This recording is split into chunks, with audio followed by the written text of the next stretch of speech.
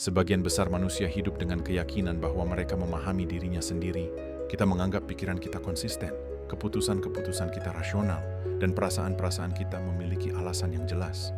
Namun keyakinan itu, menurut Nietzsche, lebih sering merupakan kenyamanan psikologis daripada bentuk pemahaman yang sebenarnya.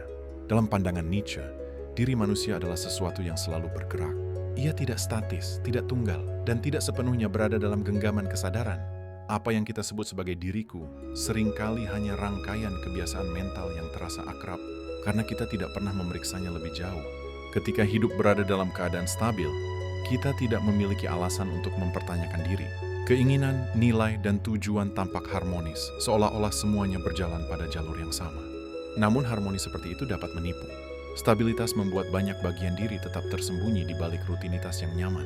Kita tidak melihat konflik yang belum tersentuh, tidak menyadari dorongan yang tidak pernah disuarakan, dan tidak memahami alasan terdalam di balik reaksi kita terhadap dunia.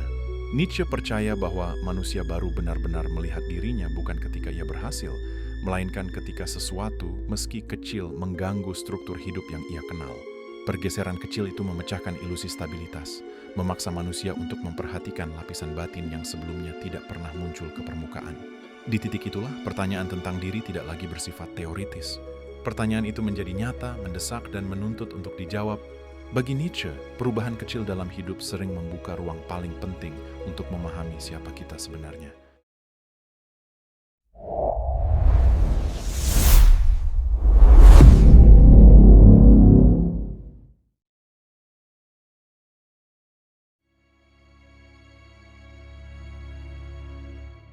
Nietzsche memulai pemahaman tentang diri manusia bukan dari kondisi ketika hidup berada dalam keadaan terbaiknya, tetapi dari momen ketika sesuatu dalam hidup mulai tidak berjalan seperti yang kita harapkan. Menurutnya, penderitaan adalah kondisi yang mengungkap apa yang selama ini tersembunyi di balik rutinitas, nilai-nilai sosial, dan anggapan-anggapan yang kita terima begitu saja. Dalam keseharian, manusia mengembangkan semacam citra diri, pemahaman praktis mengenai siapa dirinya, apa yang ia inginkan, dan sejauh mana ia mampu mengendalikan hidupnya. Citra itu tidak selalu salah, namun seringkali terlalu sederhana untuk menggambarkan kompleksitas batin manusia. Ia bekerja dengan baik selama hidup menyediakan ruang stabil untuk menopangnya. Ketika penderitaan hadir, struktur itu mengalami gangguan. Penderitaan menginterupsi kelancaran rutinitas, memutus kesinambungan yang selama ini kita andalkan, dan memaksa kita berhadapan dengan pertanyaan yang tidak dapat dijawab oleh gambaran diri yang lama. Pada titik ini, Nietzsche melihat sebuah proses penting. Penderitaan menyingkirkan lapisan-lapisan yang tidak perlu dan membuat manusia tidak punya pilihan selain melihat dirinya lebih jujur. Penderitaan bukan hanya soal rasa sakit. Ia adalah situasi di mana keyakinan yang kita miliki tentang diri kita tidak lagi sinkron dengan kenyataan yang sedang kita hadapi. Ketika itu terjadi, kita tidak bisa lagi mempertahankan cerita-cerita lama yang selama ini kita gunakan untuk memberi arah. Kita dipaksa mengakui bahwa ada bagian diri yang tidak sekuat, setenang, atau setegas seperti yang kita bayangkan sebelumnya. Pada saat yang sama, penderitaan juga menyingkap potensi yang sebelumnya tidak terlihat. Nietzsche menganggap penderitaan sebagai titik ungkap, momen ketika manusia mendapati bahwa ia memiliki kapasitas yang tidak pernah ia sadari ketika hidup berjalan tanpa gangguan. Dengan kata lain, penderitaan memaparkan baik kelemahan maupun kekuatan yang selama ini berada di balik kesibukan sehari-hari. Dan disinilah inti gagasan Nietzsche. Penderitaan bukan hanya sebuah hambatan, melainkan ruang di mana diri yang lebih dalam mulai menampakkan dirinya.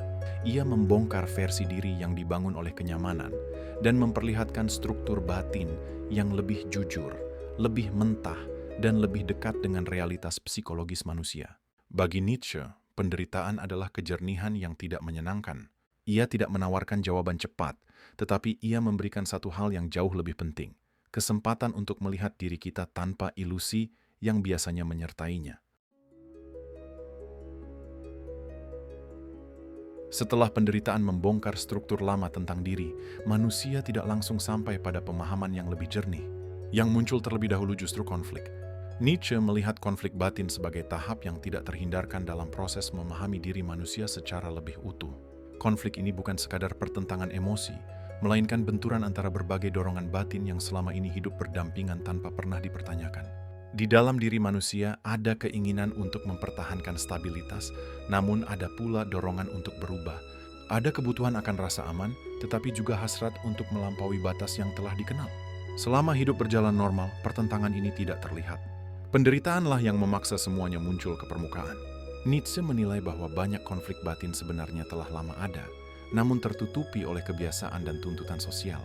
Manusia belajar menyesuaikan diri dengan nilai-nilai tertentu, mengadopsi moral yang diwariskan, dan membentuk identitas yang dapat diterima oleh lingkungannya. Proses ini menciptakan keteraturan, tetapi juga menekan dorongan-dorongan yang tidak sesuai dengan struktur tersebut. Ketika penderitaan hadir, mekanisme penekanan ini melemah. Dorongan yang selama ini disisihkan mulai menuntut pengakuan. Inilah yang oleh Nietzsche digambarkan sebagai pertemuan dengan bagian diri yang tersembunyi.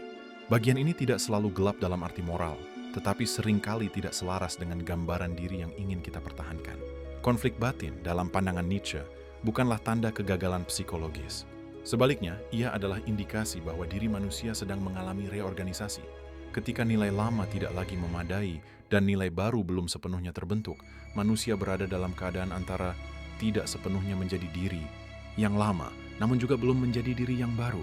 Pada tahap ini, manusia dihadapkan pada pilihan yang menentukan.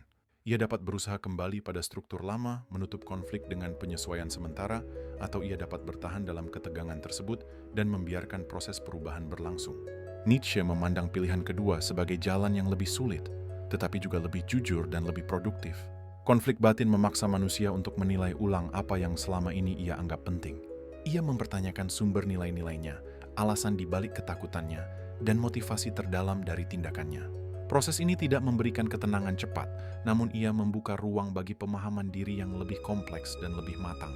Bagi Nietzsche, manusia tidak bertumbuh dengan menghindari konflik batin, melainkan dengan menanggungnya. Di dalam ketegangan inilah, struktur diri yang baru perlahan mulai terbentuk, bukan sebagai hasil kepastian, melainkan sebagai hasil dari keberanian untuk berhadapan dengan diri sendiri tanpa penyederhanaan.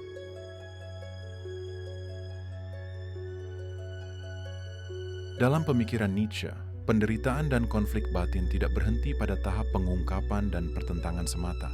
Keduanya berfungsi sebagai mekanisme transformasi, sebuah proses yang mendorong manusia untuk melampaui bentuk dirinya yang lama.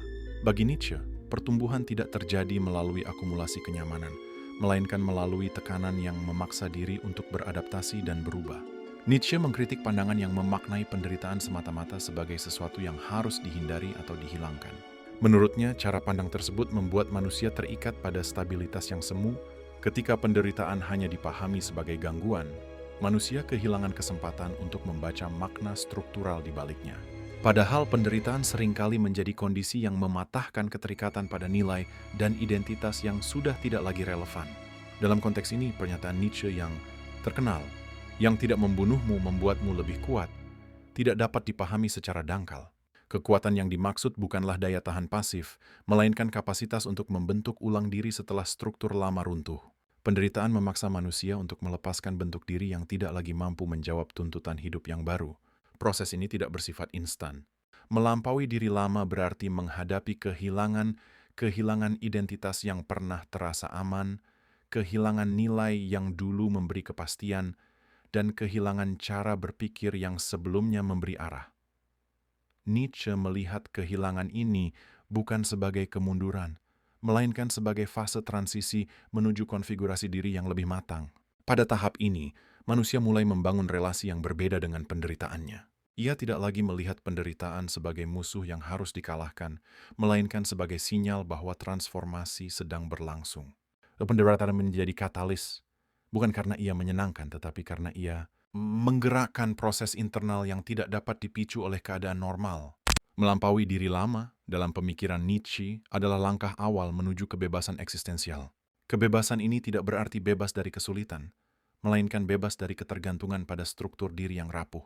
Manusia yang telah melewati proses ini tidak lagi sepenuhnya ditentukan oleh nilai yang diwariskan atau keadaan eksternal, melainkan mulai berperan aktif dalam membentuk arah hidupnya sendiri. Dengan demikian, penderitaan tidak menandai akhir dari diri manusia, melainkan titik balik. Ia menandai pergeseran dari keberadaan yang reaktif menuju keberadaan yang lebih sadar dan bertanggung jawab. Bagi Nietzsche, disinilah manusia mulai bergerak dari sekadar bertahan hidup menuju upaya untuk benar-benar menjadi dirinya sendiri. Jika pemikiran Nietzsche tentang diri manusia disatukan, maka penderitaan tidak lagi dapat dipahami sebagai penyimpangan dari kehidupan yang ideal. Ia justru merupakan bagian struktural dari proses menjadi manusia itu sendiri.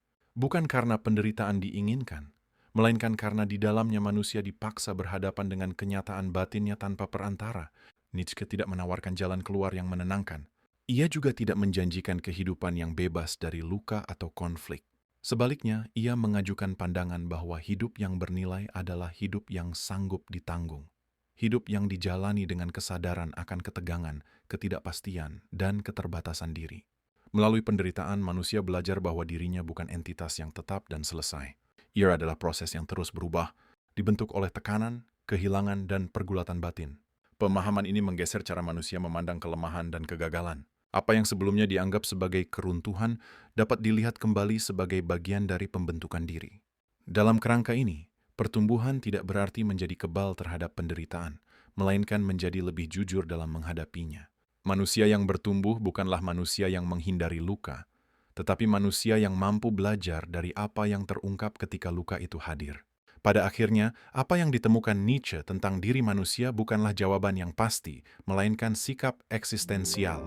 Sikap untuk tidak melarikan diri dari pengalaman yang sulit, untuk tidak menyederhanakan konflik batin, dan untuk tidak menutup mata terhadap perubahan yang sedang berlangsung di dalam diri.